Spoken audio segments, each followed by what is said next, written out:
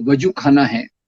वजू खाना में जब पानी को साफ किया गया, पानी को निकाला गया, तो वहां एक फव्वारा दिखा और दावा किया गया कि एक शिवलिंग था। अब सवाल ये उठता है कि अगर औरंगजेब ने मंदिर को तोड़वाया था तो वो शिवलिंग को क्यों बचा के रखता, ये एक सवाल है। और दूसरा, जब इस शिवलिंग को देखा, जिसको शिवलिंग कहा जा रहा है, उसको देखा जाए तो निश्चित रूप से जो मंदिरों में शिवलिंग होते हैं उससे इसकी प्रतिमा, इसका आकार, इसकी देख देख देख जो है वो पूरी तौर से एक अलग तरीके से है। मुख्य बात इससे भी अलग है, और वो ये कि क्या हम इन्हीं बातों में उलझे रहेंगे।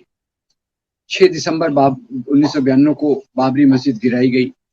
उसके पहले 1991 में जबकि इन बातों का उबाल आ रहा था, तो 1991 में पार्लियामेंट ने एक कानून पास किया कि जो भी हमारे धार्मिक स्थल हैं वो 15 अगस्त 1947 में जैसे थे उनको वैसे ही रखा जाएगा, उनको बदला नहीं जाएगा।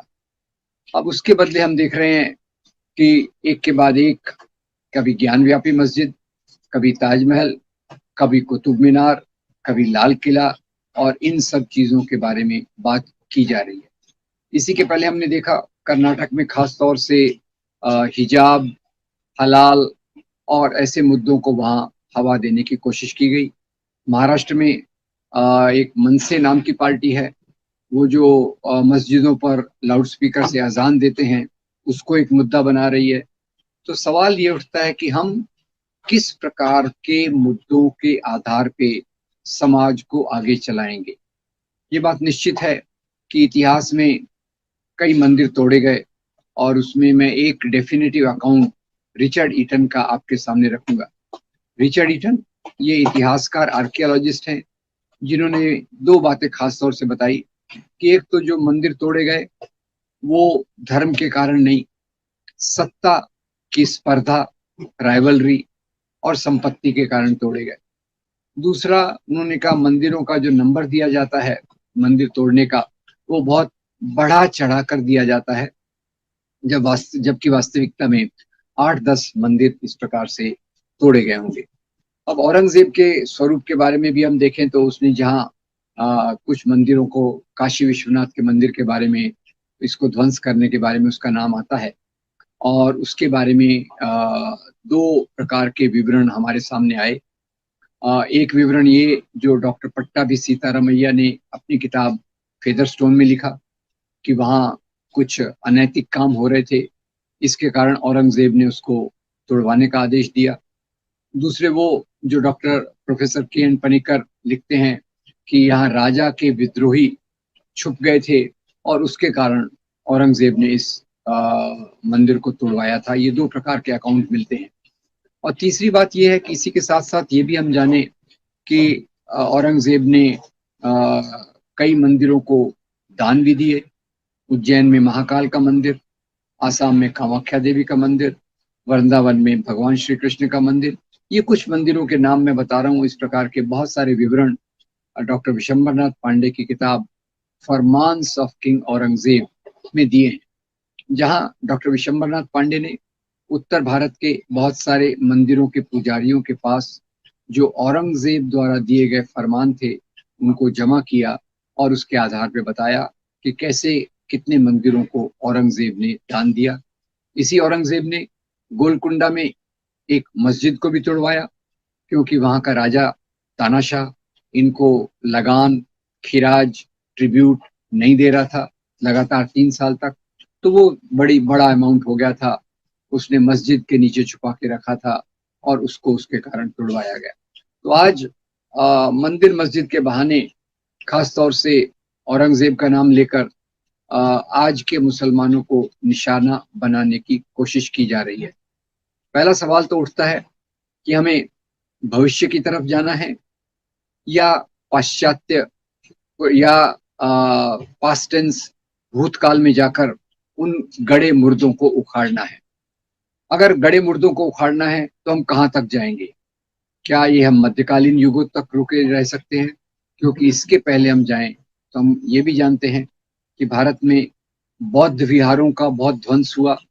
जब ब्राह्मणवादी प्रतिक्रिया बहुत मजबूत हुई तो बौद्ध विहारों को तोड़ा गया। पुष्यमित्र शुंग ने बौद्धों का कत्लेआम करने के लिए इनाम भी रखा था। तो आखिर में हम इतिहास में कहां तक जाएं? सवाल तो यह है, भारत 15 अगस्त 1947 के बाद से इस स्वरूप में आया है और 1991 में पार्लियामेंट ने जो कानून पास किया वो इसी बात को दोहराता है। तो ये आखिर में हम किस प्रकार की चीजों को आगे लेकर चलें, ये हमारे सामने एक बड़ा मुद्दा उठता है। इसी के साथ साथ मैं ये बता दूं कि दुर्भाग्यवश आज समाज में जिस प्रकार से भावनाओं को भड़काया जा रहा है, तो एक तरफ लखनऊ यूनिवर्सिटी के प्रोफेसर रविकांत के ऊपर मुकदमा दायर किया गया क्योंकि उन्होंने डॉक्टर पट्टाभी सीतारामैया की बात को एक टॉक शो में बताया। अब ये उनकी खुद की बात तो है नहीं, ये पट्टाभी सीतारामैया ने अपनी किताब फेदर्स एंड स्टोन पे लिखा है, पर उनके खिलाफ नफरत फैलाई गई। दिल्ली यूनिवर्सिटी के प्रोफेसर रतन लाल को तो गिरफ्तार कर लिया गया क्योंकि उन्होंने शिवलिंग के बारे में कुछ आलोचना की, कुछ अपने विचार सामने रखे। तो हमारे समाज में इस प्रकार की संकीर्णता और पुराने मुद्दों को लेकर चलना, ये जो बात चल रही है, ये एक गलत रास्ते पर समाज को ढकेला जा रहा है। जहां भी धर्म के नाम के मुद्दे गरमाए जाते हैं, समाज का विकास नहीं हो सकता। और ये बात हमारे पड़ोसी देशों से हमें सीखना चाहिए। आप पाकिस्तान को लीजिए, जहां इस्लाम के नाम पर इसी प्रकार की राजनीति को बढ़ाया गया। आप श्रीलंका का उदाहरण लीजिए, जहां 1970 के बाद सिंहला प्राइमेसी के नाम पर एक प्रकार की राजनीति को बढ़ावा दिया गया। इन देशों का क्या हाल है वो हमारे सामने है। मुझे यहाँ याद आता है कि आज़ादी के बाद पंडित जवाहरलाल नेहरू ने आधुनिक भारत की जो नींव रखने की कोशिश की, उन्होंने उसमें मंदिरों की एक नई परिभाषा दी। और ये मंदिरों की परिभाषा उनकी क्या थी? उन्होंने यहाँ universities, IITs, scientific establishments, fertilizer factories, steel factories, ये सब की स्थापना की। और इसी के चलते जब भाखड़ा नंगल बांध का वो उद्घाटन कर रहे थे तो उन्होंने कहा था, ये हमारे आधुनिक भारत के नए मंदिर हैं।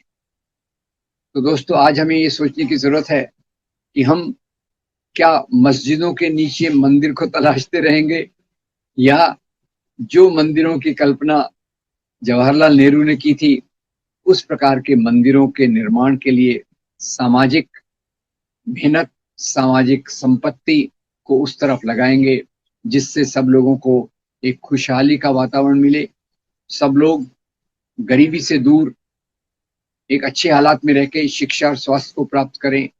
तो अभी मामला यह है कि जैसे 6 दिसंबर का मुद्दा उठाया गया, उसी के साथ साथ देश एक ऐसे रास्ते पर गया जहां नफरत बहुत फैलाई गई, हिंसा बहुत हुई और इस हिंसा के आधार पे समाज का ध्रुवीकरण हुआ, बाबरी मस्जिद को तोड़ा गया, गिराया गया। और आखिर में हुआ क्या? सुप्रीम कोर्ट ने जो भी फैसला दिया हो उससे हम असहमत जरूर हो सकते हैं, पर निश्चित रूप से सुप्रीम कोर्ट ने भी ये बात मानी कि वहां मंदिर होने का कोई सबूत नहीं है और भगवान राम का जन्म वहीं हुआ होगा, ये बात भी उन्होंने नहीं कही। तो आखिर में पर बाबरी मस्जिद ध्वंस के कारण एक प्रकार की राजनीति जो मजहब की आड़ में सियासत करती है, धर्म के आवरण को पहनकर राजनीति करती है, उसके कारण वो राजनीति मजबूत हुई। और बाद में आप देख रहे हैं कि इस राजनीति के मजबूत होने के कारण हमारे जो देश के सूचकांक हैं, गरीबी से जुड़े हुए, स्वतंत्रता से जुड़े हुए, स्वास्थ्य से जुड़े हुए, शिक्षा से जुड़े हुए, इन सब इंडाइसेस में देश लगातार गिरते जा रहा है, नीचे गिरते जा रहा है। गरीबी में ऊपर उठते जा रहा है और विकास में नीचे गिरते जा रहा है।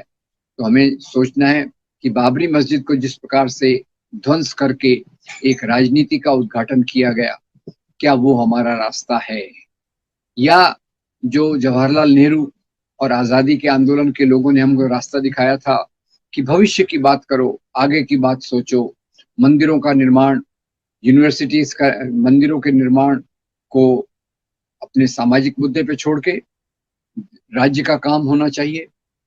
यूनिवर्सिटीज, इंडस्ट्रीज, स्वास्थ्य की सुविधाएं और बाकी चीजों की तरफ ख्याल देना। तो बाबरी मस्जिद के बाद अब कुछ लोगों को ये लगने लग गया है कि वो राजनीति, मंदिर मस्जिद की राजनीति उनको चुनावी तौर पे मजबूत करती है।